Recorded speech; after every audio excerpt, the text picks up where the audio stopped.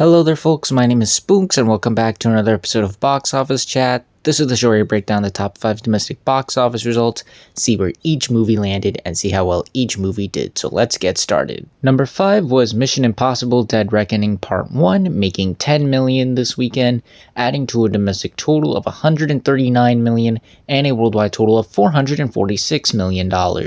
So while yes, it did pick itself back up a bit, it only had a drop-off of 45%, which, is definitely much better than the drop-off it had last weekend, and given the international totals, it should get to $500 million worldwide pretty soon, and $150 million domestically, which are both admirable milestones, but this is still rather a very disappointing turnout for the film. This is definitely one of the biggest surprises of the summer movie season for sure. I really thought this movie was going to knock it out the park, but unfortunately it doesn't look like it's really doing it for a lot of people. I really think this was just a bad release date. Again, maybe I mentioned this before, but had this come out in the fall, maybe even Christmas, I feel like this would have done a lot better. It would have stuck out a bit more and maybe had better word of mouth, stronger legs, but putting it in this time of the summer just really hurt the movie, unfortunately. And with the huge budget this movie has, unfortunately,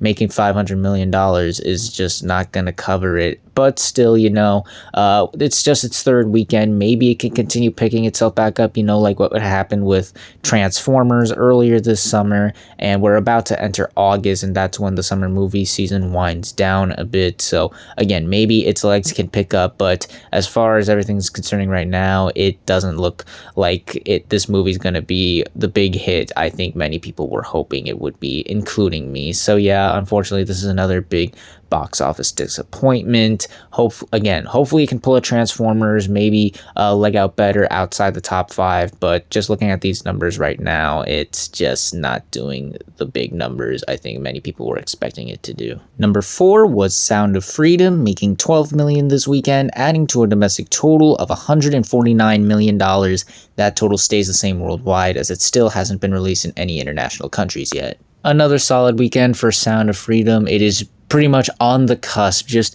about to graze that $150 million milestone, which is exceptional, especially for how much this cost. This is just an absolutely amazing run for this movie, regardless of all the controversies around the conspiracy theories and the confusing pay it forward method that they utilize for the film. The movie still has made a name for itself for sure. People are still going out to see it, so much so that the studio, from what I've heard, is actually gearing up to release this internationally, which I think is very interesting, and I think it'll be interesting to see how this plays outside of the domestic share. But even if it doesn't really do all that well, it's not like this movie needs to make any more money. It made all the money it needed to. This is definitely one of the most profitable films of the year for sure. However, I do believe this is the point of the film's run where it's going to start slowing down. Not significantly. I don't think it's going to plummet by any means, but I do think the hype for this, the initial hype, has died down.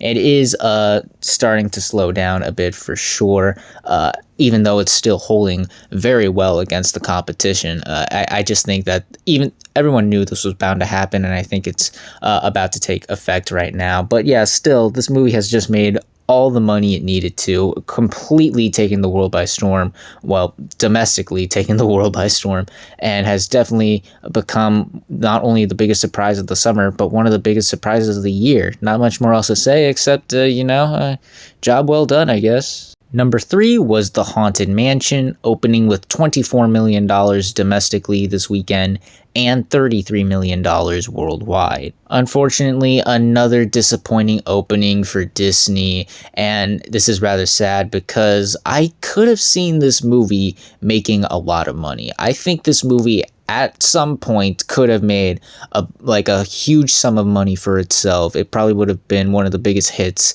of the year.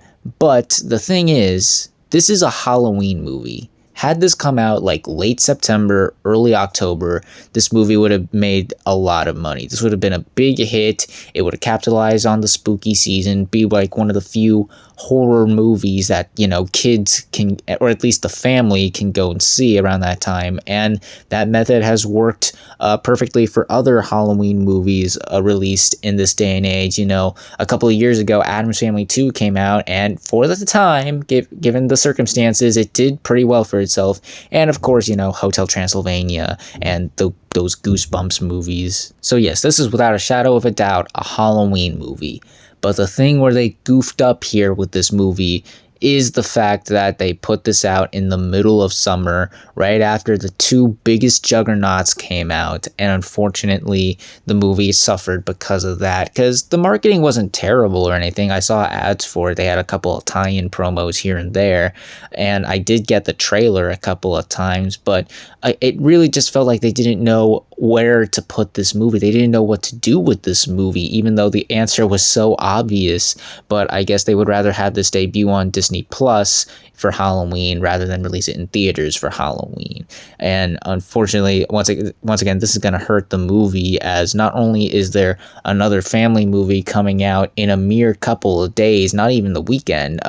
We'll get to that in a bit. But yeah, it comes out in the middle of this week, but also audiences don't really like this movie that much. It got a B+ on CinemaScore, which, is better than the Eddie Murphy Haunted Mansion movie that got a B CinemaScore. But in this day and age, a B+ is not very good. You don't want to see that for your somewhat family film. So yeah, things aren't looking too great for this movie. I'm not sure how this movie is going to continue to do. I definitely don't think it's going to pull off an Elemental where it has just stellar hold. And given the huge budget this movie has, $150 million budget, it's not off to a great start. So yeah, pretty bad opening for the Haunted Mansion. Number 2 was Oppenheimer, making $46 million this weekend, adding to a domestic total of $174 million and a worldwide total of $400 million. So this movie continues to impress because, folks, let me be real with you for a second. Earlier this year, when I was making my summer predictions, I thought at best case scenario, this movie would tap out at $180 million domestically, maybe barely get over $400 million worldwide, and that would be the end of that. But folks, this movie is already about to surpass both of those milestones. It's already surpassed one of them, and it's about on its way to surpassing not only the $200 million milestone domestically, but also $500 million worldwide.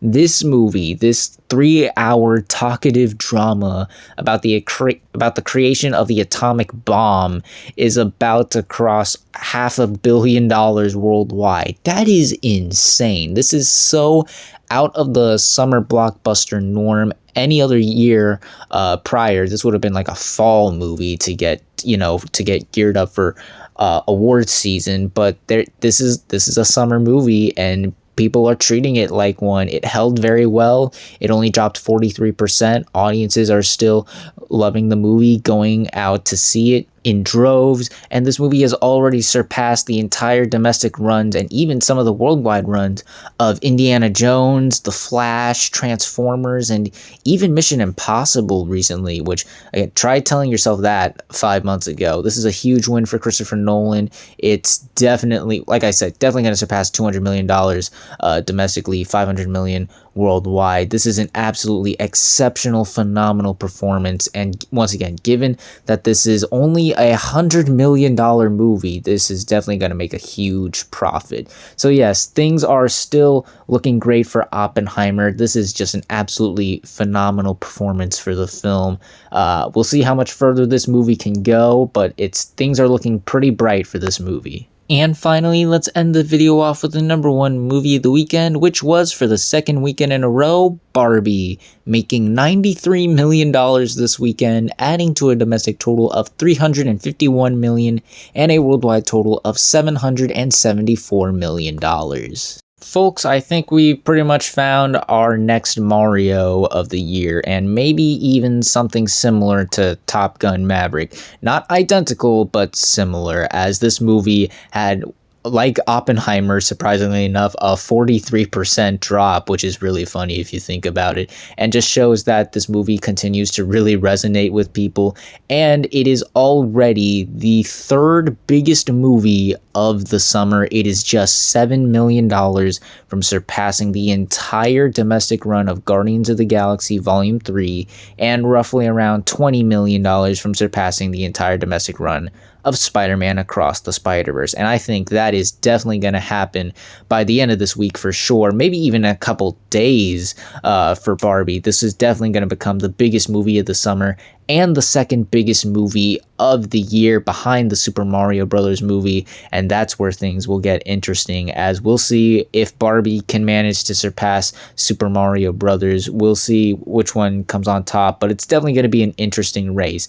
But what is definitive is the worldwide milestones, as this movie has already flown by the $500 million milestone and has just passed the $700 million milestone in its second weekend nonetheless. And I think it's safe to say that this will become the second film of the year to surpass $1 billion, which is absolutely wonderful to see. And again, it will be interesting to see if this can surpass the Super Mario Brothers movie worldwide. Definitely going to be an interesting race between the two of them. So yes, once again, another incredible weekend for Barbie. It just shows that this is just a phenomenon unlike anything we have seen this year, except for the Super Mario Brothers movie. But yeah, audiences are really gelling with this movie. It's holding very well. It had very solid daily numbers from what I saw. Again, this is just a phenomenon. It's definitely going to be one of the biggest movies of the year, and not much more else to say. I look forward to seeing how much further this movie can go, and once again, if it can surpass Mario. But yeah, this is just an outstanding performance for Barbie. And those were your top 5 domestic box office results for this weekend, but we're not quite done yet, as we've got another week ahead of us and new movies hitting theaters. And this weekend we have 2 new major wide releases, the first being The Meg 2: The Trench. This is the sequel to the surprisingly successful first Meg about a giant shark, which in turn was based off of a book also about a giant shark. Now, there are a couple positives I can see with this movie. First off, I think given how ridiculous the movie looked from the trailer, I think that might pique some people's interest. The fact that it's about, a giant shark and we're this late into the summer, solidifying it as the last big dumb summer movie might help it out a bit, and there does seem to be a bit of a buzz with it.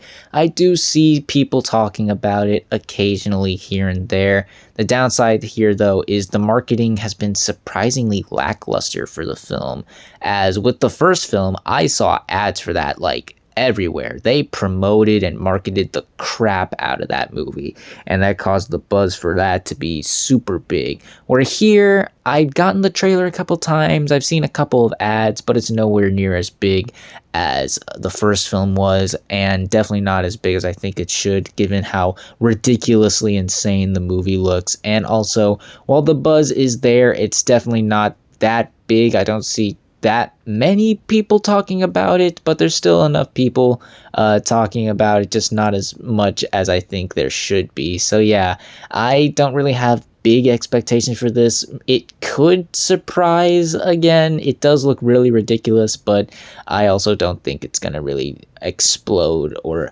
do gangbusters either, unfortunately. And then there's Teenage Mutant Ninja Turtles Mutant Mayhem, the latest animated movie incarnation based off of your favorite heroes in a half shell. Now, here's a movie I think is probably going to do very well. Funny enough, this movie comes out on Wednesday as opposed to Friday because it worked well for Mario, I guess. But anyways, everyone loves the Ninja Turtles. They're pretty much a household name at this point, and given the fact that it is a new iteration of the Ninja Turtles, I think that's enough to pique people's interest. I think people love the new animation style they're going for. The trailers have all been great, and the marketing has been spectacular. This has been Illumination levels of marketing. I've been seeing tons and tons of promos for this movie, and the buzz is also very strong here as well. I know a lot of people talking about this movie and are very interested in seeing it. And of course, with it being animated, the first big animated movie since Elemental, sorry, Ruby Gilman,